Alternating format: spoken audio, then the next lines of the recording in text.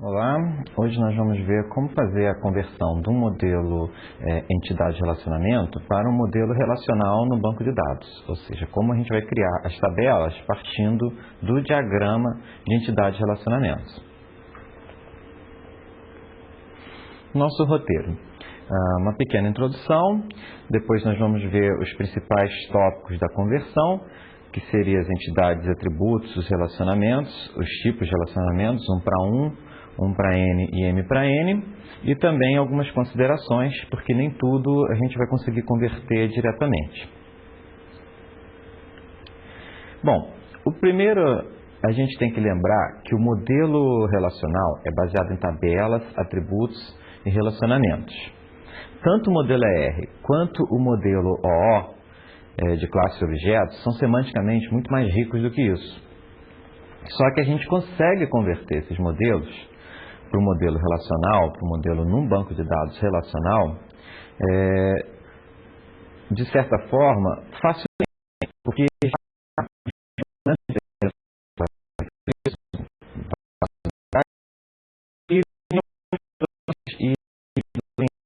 boas práticas que devem ser seguidas quando a gente vai fazer essa conversão. De maneira que hoje é uma tarefa relativamente simples você converter, inclusive várias ferramentas, o AeroIn, por exemplo, e as outras ferramentas de modelagem que foram vistas aqui, fazem essa conversão já automaticamente.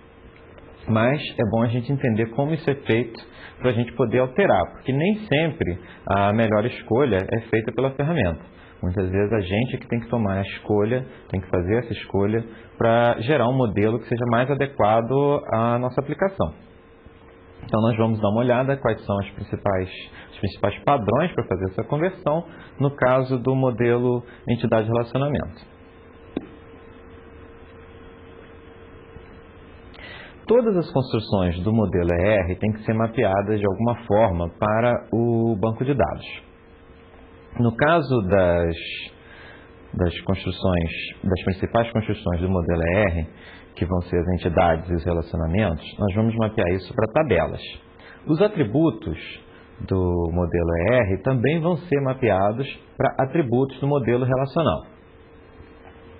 Então a gente vai usar as tabelas e os atributos do modelo relacional para representar as entidades e atributos do modelo ER. Esse mapeamento é praticamente direto.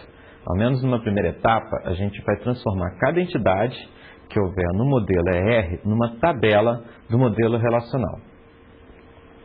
As chaves primárias e chaves candidatas vão ter a mesma função nos dois modelos. Ou seja, tudo que for considerado chave no modelo entidade e relacionamento também vai ser chave no modelo relacional. A gente vai utilizar o conceito de chave estrangeira com restrição de integridade para fazer os relacionamentos, para modelar os relacionamentos que existirem no modelo. A gente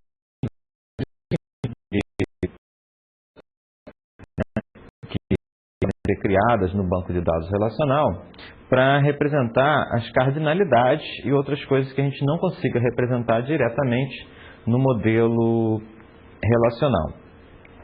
Muitas vezes a gente vai ter restrições que vão ter que ser realmente programadas, ou seja, eu não vou conseguir representar diretamente.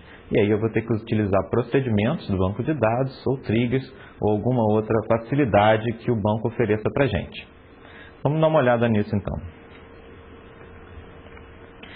Primeiro, cada entidade então vai ser mapeada diretamente numa tabela. Na verdade, vai haver tabelas que não vão ser mapeadas, não vão vir de entidades, vão vir de relacionamentos. Mas cada entidade vai virar uma tabela na primeira etapa. Então, de certa forma, a gente pode dizer que o modelo relacional vai ter um pouco mais de tabelas que o modelo ER. Porque todas as tabelas vêm de alguma entidade e algumas tabelas vêm de alguns relacionamentos.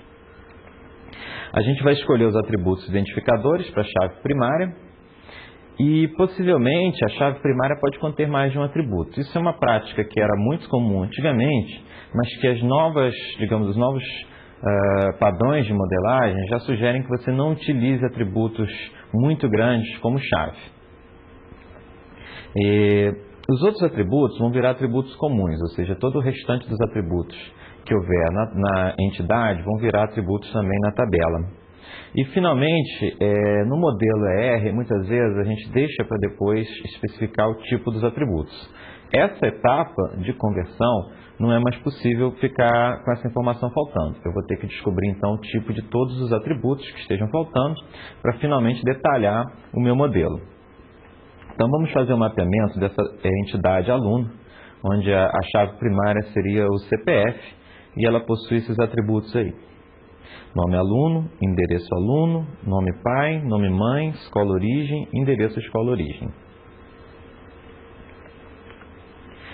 Então, o comando de criação da tabela é o create table. A gente coloca o CPF, a gente sabe qual é o tamanho do CPF, especifica ali, char de 11, ou seja, 11 caracteres. Como ele vai ser a chave primária, eu não quero que ele seja nulo. Então, eu coloco a restrição not null, primary key. Os outros campos, embora não estejam diretamente relacionados aqui no modelo ER que eu tenho, quais são o tamanho e o tipo deles, eu vou ter que descobrir, entrevistando o usuário, pensando ou, de alguma forma, detalhar esses requisitos para poder criar a tabela. Nesse exemplo aqui, eu apenas coloquei valores que, digamos assim, são típicos, né? 80 caracteres para nome, 120 para endereço, que seriam, digamos assim, razoavelmente grandes para conter qualquer tipo de nome grande que possa aparecer. Então, o nome do aluno ficou uma cadeia de caracteres variável de 80, ou seja, uma string de 80, que contém até 80 caracteres. E eu também não quero que ele seja nulo. Os outros eu deixei que pudessem ser nulos. Claro, à medida que a gente for entrevistando o usuário, levantando os requisitos, a gente vai ver se algum desses atributos pode ou não ser deixado em branco. Então, a criação da tabela seria dessa forma aqui, ou seja, há um mapeamento direto da entidade aluno para a tabela aluno. A coisa começa a ficar interessante quando eu vou mapear os relacionamentos. Então, a gente tem que olhar cada tipo de relacionamento, 1 para N e M para N. Cada um deles vai ser mapeado de uma maneira diferente e a gente vai ter que, no mesmo tipo de relacionamento, fazer escolhas, ou seja, há várias formas de mapear o mesmo relacionamento. A gente vai ver aqui as principais formas para cada relacionamento. Nota que há alternativas ainda, ou seja, não é obrigatório que a gente use uma das formas que vai ser apresentada aqui. Pode-se pensar outras maneiras de representar esse relacionamento. Só que essas aqui são as formas, digamos assim, recomendadas, mais utilizadas e que apresentam algumas vantagens sobre as outras. Então, para o relacionamento 1 para 1, a gente tem várias formas de representá-lo. As três principais seriam essas aqui. Cada tabela possui sua própria chave primária e uma das tabelas possui uma chave estrangeira para a outra. Uma tabela possui uma chave primária e a outra possui uma chave primária que também é chave estrangeira para a outra. E uma tabela possui uma chave primária e a outra possui uma chave primária composta com uma chave estrangeira para outra tabela. Isso significa que pelo menos uma das tabelas vai ter uma chave primária que não é um atributo simples, são vários atributos, ou seja, é uma chave primária composta de vários atributos. Essa última modelagem não é muito comum e a gente vai ver por quê. Primeiro, então, olhando o caso 1. Quando eu tenho, cada tabela tem sua própria chave primária e uma das tabelas possui uma chave estrangeira para outra. Essa modelagem, que é a mais comum, ela é usada para representar relacionamentos 0101, ou seja, opcional, e 0111, obrigatório em uma das pontas. Não identificadores, ou seja, onde eu não consigo identificar elemento da entidade pela chave estrangeira, pelo relacionamento. No caso onde o relacionamento é opcional para as duas partes, qualquer uma das tabelas pode ser escolhida para ter a chave estrangeira, ou seja, tanto faz eu colocar a chave estrangeira de uma tabela para outra ou dessa tabela para aquela, porque nas duas pontas esse relacionamento é opcional. O que eu uso para decidir isso? Normalmente eu uso a questão da cardinalidade, ou seja, eu observo qual a tabela que é maior ou qual a tabela que tem maior incidência de relacionamentos, né, para eu não deixar uma coluna vazia sempre na outra tabela, e decido, com base nesses parâmetros, onde é melhor colocar a chave, ou seja, onde vai ficar mais fácil de eu escrever as consultas, onde vai ficar mais fácil, melhor o desempenho e assim por diante. Já no caso onde ele é obrigatório em uma das pontas, eu não tenho muita escolha. Eu devo colocar na tabela onde ele é obrigatório, porque ali é que eu vou poder colocar uma restrição de not null para poder garantir que esse relacionamento aconteça. E a cardinalidade ela vai ser garantida pelo uso da cláusula unique, ou seja, se eu quero realmente que haja apenas um elemento apontando para o outro elemento da outra tabela, basta que eu coloque um unique, que não vai ser possível haver dois elementos naquela tabela apontando para um elemento da outra tabela, ou seja, eu vou garantir que o relacionamento é 1 para 1. O not null vai garantir justamente a cardinalidade não ser zero, ou seja, toda a tupla daquela tabela vai ter que apontar para um elemento da outra tabela, vai ter que estar relacionada com elementos da outra tabela. Vamos dar uma olhada no exemplo, então. Então, imagina que eu tenho esse modelinho aqui do lado, onde tem um estado com sigla, nome, população e área. A sigla seria a chave, o identificador do estado. E cidade, onde eu tenho o nome como identificador, população e área. Esses atributos são bem simplificados, só para a gente dar uma olhada no modelo e ver o exemplo, né? E um relacionamento entre estado e cidade, de tal maneira que eu chamo esse relacionamento de capital, e seria o seguinte: todo estado tem que ter uma capital, que é uma cidade, mas nem toda cidade é capital, óbvio, né? Mas quando uma cidade é capital, ela só pode ser capital de um determinado estado. Então é um relacionamento 1 para 1 numa ponta e 0 para 1 na outra ponta. Ou seja, o estado tem que ter uma capital, que é uma cidade. A cidade pode ou não ser capital, mas só pode ser capital de um estado. Então eu crio a tabela cidade, coloco o nome como a chave primária, novamente usando tamanhos, digamos assim, correntes, né? 80 caracteres. População e área deixei como números inteiros. E crio a tabela estado, onde a sigla do estado seria 2 caracteres e chave primária também. Nome, população, área também, tudo como na outra tabela. E finalmente, uma chave para uma chave estrangeira para a tabela cidade, que seria chamada de capital, ou seja, é um atributo capital, onde eu pego a chave da outra tabela, vejo qual é, nome, né, qual é o tamanho o tipo e o tamanho desse atributo, e coloco igualzinho na outra tabela, ou seja, varchar de 80, então eu tenho que usar o mesmo tipo, e digo que ele é único, ou seja, não pode ser nulo e é único, not null e unique, e coloco a restrição de referência, de integridade, que seria essa cláusula reference cidade. Então o que isso acontece? Todo valor de capital vai ter que ser igual a um valor que esteja na tabela cidade no campo nome.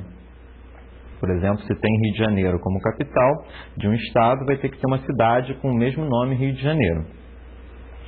E além disso, na tabela estado, esse atributo não pode ser deixado em branco e ele tem que ser único. Ou seja, não vai poder ter dois estados cuja capital seja Rio de Janeiro, por exemplo. Então é exatamente o que eu queria representar no modelo ER. Cada estado tem que ter uma capital e cada cidade só pode ser capital de um estado ou de nenhum. Então eu consigo representar dessa forma esse relacionamento no meu banco de dados diretamente. Ou seja, foi uma tarefa relativamente simples. É quase que automático fazer esse mapeamento.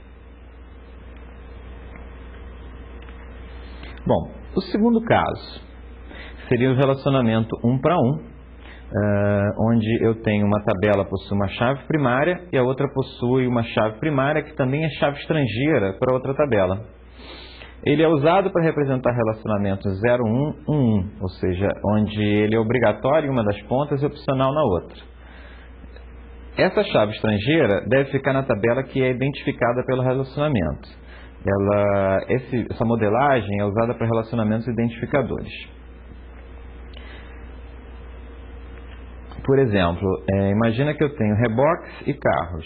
E na nossa modelagem, o reboque só interessa ao sistema quando ele está ligado a algum carro. No mundo real, claro, o reboque pode existir sem o carro, mas para mim só interessa, para o meu sistema só interessa reboque que esteja ligado a um carro. Então todo reboque tem que estar ligado a um carro. E o reboque é identificado pela placa do carro. Logo eu tenho um relacionamento identificador entre essas duas entidades. O carro é identificado pela placa e o reboque também. E o carro pode ou não ter reboque, mas o reboque está sempre ligado a um determinado carro. Então, na hora de modelar isso aqui, o que eu faço? Eu crio uma tabela carro, coloco a placa como o atributo chave, ou seja, como a primary key, e os outros atributos nessa tabela.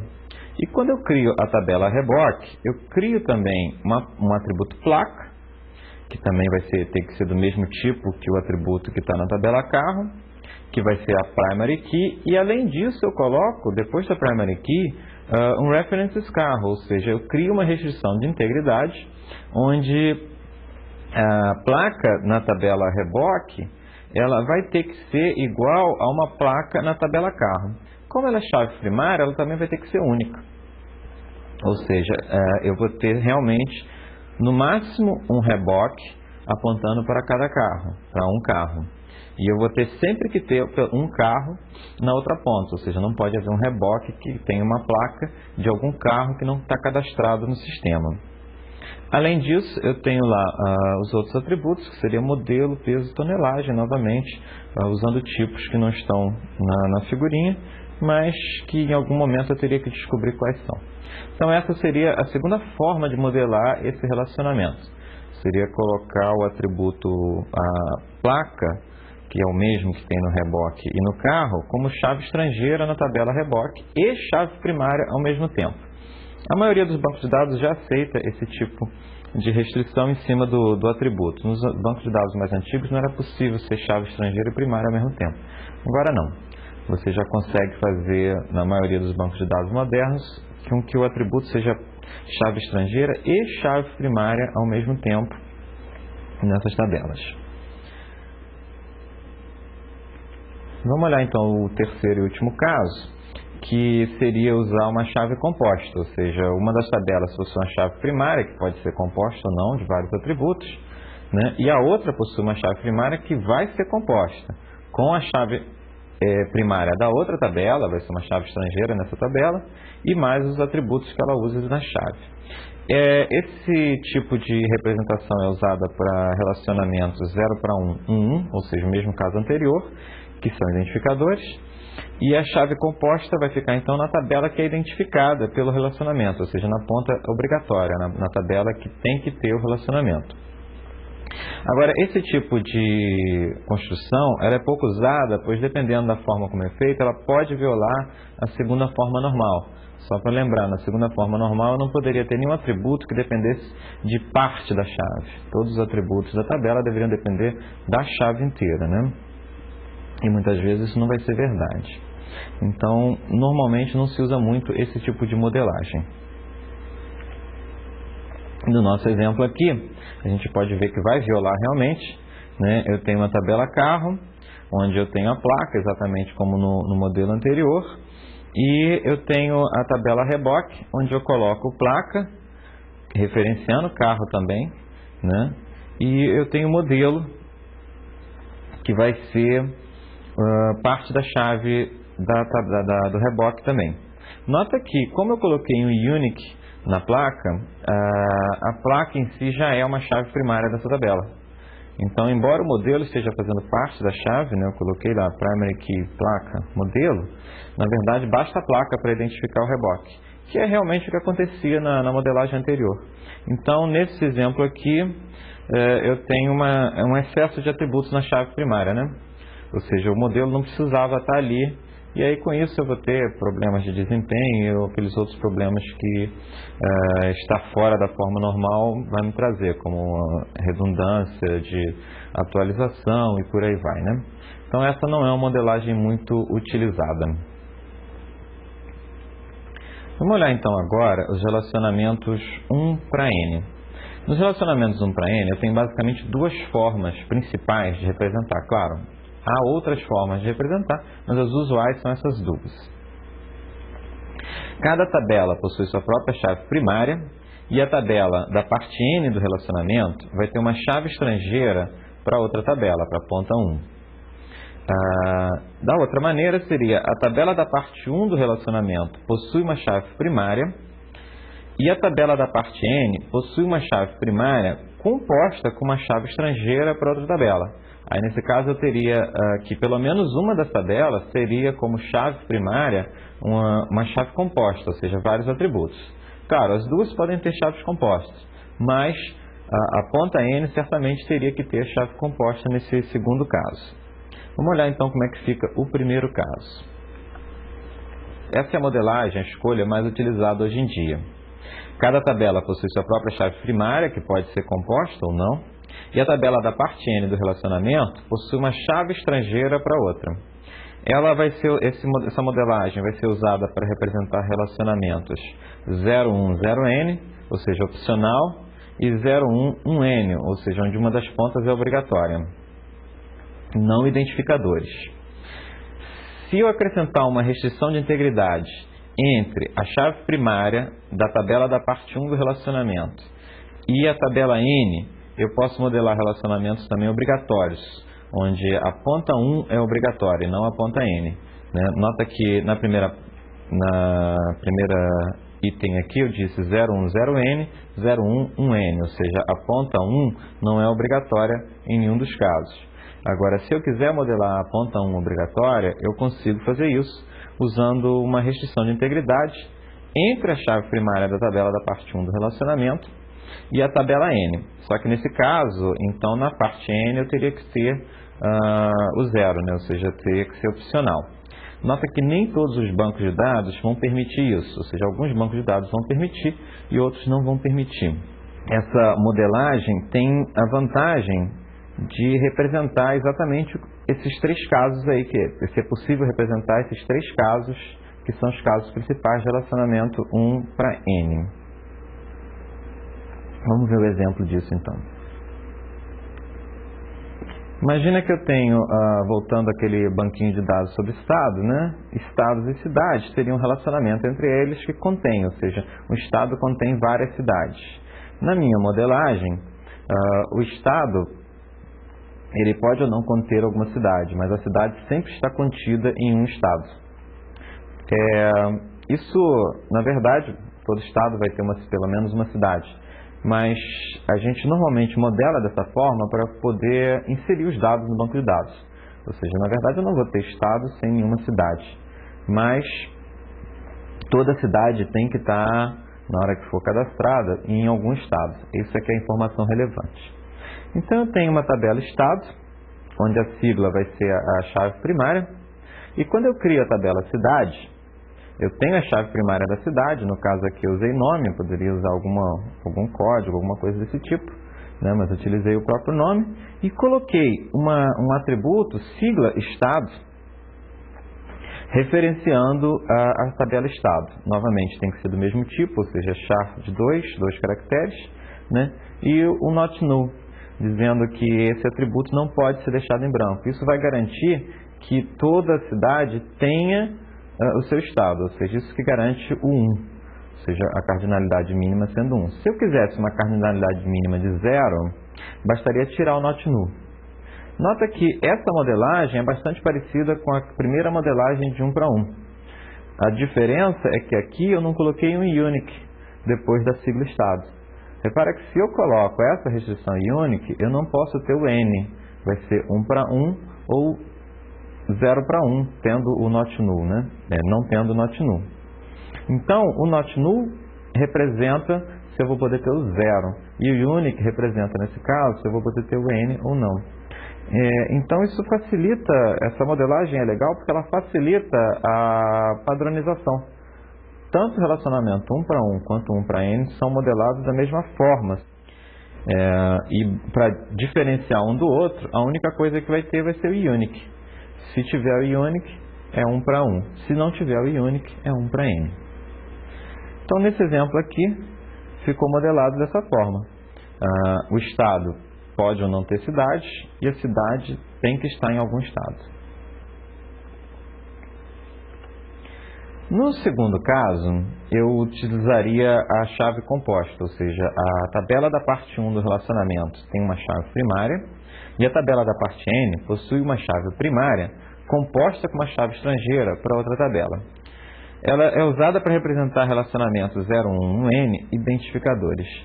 Esse tipo de modelagem, ela era muito utilizada antigamente para evitar junções, ou seja, para evitar ter que pegar os dados de uma tabela navegando pela outra tabela. Hoje em dia, não se usa mais tanto essa abordagem, embora ela não tenha desvantagens, digamos assim, sobre a outra. E também, no caso do relacionamento ser identificador, eu não tenho muito jeito, eu tenho que usar realmente esse tipo de modelagem. No nosso exemplo aqui agora, eu teria cidade e bairro. Imagina que uma cidade contém vários bairros. E o nome do bairro não é uma chave, digamos, um identificador da tabela bairro. Por quê? Porque eu posso ter bairros com o mesmo nome em cidades diferentes. Então, na verdade, para identificar algum elemento da tabela bairro, eu preciso do nome do bairro e do nome da cidade. Então, nessa modelagem aqui, é melhor utilizar a segunda abordagem. Então, eu crio a tabela cidade, coloco o nome como a chave primária, crio a tabela bairro, coloco o nome apenas com not null, ou seja, eu não coloco como único, porque pode haver bairros com nomes iguais em cidades diferentes, né? E coloco a cidade também com not null, referenciando a tabela cidade. Aí eu tenho que usar o mesmo tipo que está na chave da tabela cidade. Na hora de criar a chave primária, eu coloco nome e cidade. Então, a chave primária da tabela bairro passa a ser o nome do bairro e o nome da cidade, sendo que o nome da cidade referencia a tabela cidade, ou seja, já é também a chave estrangeira para a tabela cidade. Com isso, eu represento exatamente o que está nesse modelo. A cidade pode ter vários bairros e o bairro certamente está em alguma cidade. E é identificado pela cidade junto com o seu nome. Finalmente, a terceira e última construção de relacionamentos seria o relacionamento N para M. Relacionamento N para M são mapeados da seguinte forma, não há muitas alternativas, normalmente a que se usa é essa. Cada tabela possui sua própria chave primária e eu crio uma tabela para representar o relacionamento. Então esse daqui é o típico caso onde vai aparecer uma tabela no modelo relacional que não estava no modelo entidade-relacionamento. Essa tabela não corresponde a nenhuma entidade, ela corresponde a um relacionamento. Ela é criada para representar um relacionamento. Essa tabela tem uma chave composta de chaves estrangeiras para as duas tabelas do relacionamento. Então eu tenho a tabela A, a tabela B e no meio eu vou colocar uma tabela que é o relacionamento entre A e B com chave de A com a chave de B, todas as duas como chaves estrangeiras e as duas chaves unidas sendo a chave primária dessa tabela. Nota o seguinte, nesse caso eu só consigo representar relacionamentos 0N, 0M. Eu não consigo representar relacionamentos que tenham ponta 1 nesse tipo de modelagem, ou seja, que sejam obrigatórios em uma das duas pontas. Além disso, se eu quiser que o relacionamento ocorra mais de uma vez, se isso for possível, ou seja, se pode haver duas instâncias do relacionamento entre entidades das tabelas A e B, ou seja, se ele pode ser repetido, eu devo relaxar a chave primária, ou seja, eu não devo criar uma chave primária nessa tabela. Isso é uma coisa assim, uma modelagem um tanto quanto obscura. Se isso acontece, normalmente há um erro no seu modelo ER, ou ele deveria representar esse relacionamento talvez como uma entidade e não só como um relacionamento. Enfim, o normal é que você tenha uma chave primária que seja a chave composta das duas tabelas. Vamos dar uma olhada no exemplo. Imagina que eu tenho Estado e Rio, e o relacionamento entre Estado e Rio é cruza, ou seja, o Rio cruza vários estados e o Estado é cruzado por vários rios. Todas as duas pontas são opcionais, ou seja, no meu sistema eu poderia ter algum estado onde eu não coloquei nenhum rio, que cruze ele e algum rio que não estivesse cruzando nenhum estado. Normalmente eu não teria isso, né? Um rio sempre cruza algum estado, pode até ter um estado que não cruze nenhum rio. Mas, enfim, no exemplo aqui, a gente deixou a cardinalidade com 0n, 0m nas pontas. Então eu crio a tabela estado com a sigla como sendo a chave primária, crio a tabela rio com o nome sendo a chave primária também, e crio uma tabela que vai servir para ser o relacionamento, ela vai servir para representar o relacionamento. Não há, assim, um nome, digamos assim, mais adequado para essa tabela. Eu poderia usar tanto o nome do relacionamento, que é cruza, ou o nome das duas tabelas juntos, que foi o que eu escolhi aqui, rio e estado. Normalmente, quando você faz uma modelagem no banco de dados, você cria um padrão para isso. Ou seja, você tem que especificar em algum ponto como vai ser o nome dessas tabelas de relacionamento. O que você vai usar de padronização, ou se você não vai usar padronização nenhuma. Claro que normalmente é melhor você usar uma padronização para você não se perder. Então, nesse exemplo aqui, eu resolvi colocar o nome das duas tabelas juntos. Uma outra opção seria colocar também o nome das duas tabelas, mais o nome do relacionamento, ou seja, rio, estado e cruza, ou rio, cruza, estado, por exemplo. E aí eu coloco lá uma chave estrangeira, estado, né, que tem que ser do mesmo tipo, 2 caracteres, referenciando a tabela estado, e coloco também uma chave estrangeira rio, referenciando a tabela rio. E aí eu defino como chave primária a composição das duas, estado e rio. Nota que não há diferença colocar estado rio ou rio estado. Na verdade, a diferença que isso vai fazer é a questão do índice que vai ser criado, ou seja, já é na parte do projeto físico do banco de dados, que aí já é uma preocupação mais do DBA, que vai estar preocupado em melhorar o desempenho. Na nossa modelagem, basta saber que eu tenho as duas chaves e que elas juntas formam uma chave primária. Com isso, sempre que eu quiser representar um relacionamento do rio com o estado, o que eu tenho que fazer? Eu tenho que colocar uma tupla nessa tabela. Então eu tenho lá um determinado rio, Paraíba do Sul, por exemplo, um determinado estado, Rio de Janeiro, outro estado, São Paulo, outro estado, Minas. Se eu quero representar que esse rio cruza esses 3 estados, o que eu faria? Eu colocaria na tabela Rio e Estado, uma tupla Estado, onde eu colocaria RJ, que seria a sigla do Rio, né? E nessa mesma tupla o Rio, o nome do Rio, que seria o Paraíba do Sul. Então, com essa tupla na tabela Rio-Estado, eu estou representando que o estado do Rio é cruzado pelo Rio Paraíba do Sul e o Rio Paraíba do Sul cruza o estado do Rio. Da mesma forma, eu colocaria tuplas para São Paulo, Paraíba do Sul e Minas Gerais, Paraíba do Sul. Com isso, então, eu consigo representar esses relacionamentos entre duas tabelas que tenham cardinalidade M para N. Para eu representar para eu representar a restrição 0, né, eu não preciso fazer nada. Já está garantido que esse relacionamento é opcional. Só que agora, se eu quiser representar o 1 nesse tipo de relacionamento, normalmente eu vou ter algum tipo de dificuldade. Por exemplo, o que ficou faltando mostrar aqui seria 1 para 1 obrigatório, 1 para N obrigatório nas duas pontas e 1 para NM obrigatório nas duas pontas. A dificuldade de inserção de dados é que para inserir, imagina o relacionamento 1 para 1. Para inserir na tabela A, eu preciso ter um elemento na tabela B. E para inserir na tabela B, eu preciso ter um elemento na tabela A. Então, em qual das duas tabelas eu vou inserir primeiro?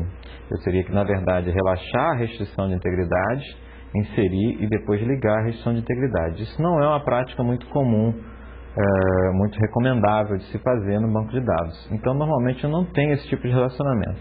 Sem contar que o relacionamento 1 para 1 obrigatório, em geral, representa alguma modelagem, digamos assim, errônea, algum problema conceitual no modelo. Os relacionamentos 1 para N obrigatório e N para M obrigatório, não. Esses são mais comuns de acontecerem do que 1 para 1 obrigatório. Mas eu vou ter esse problema também.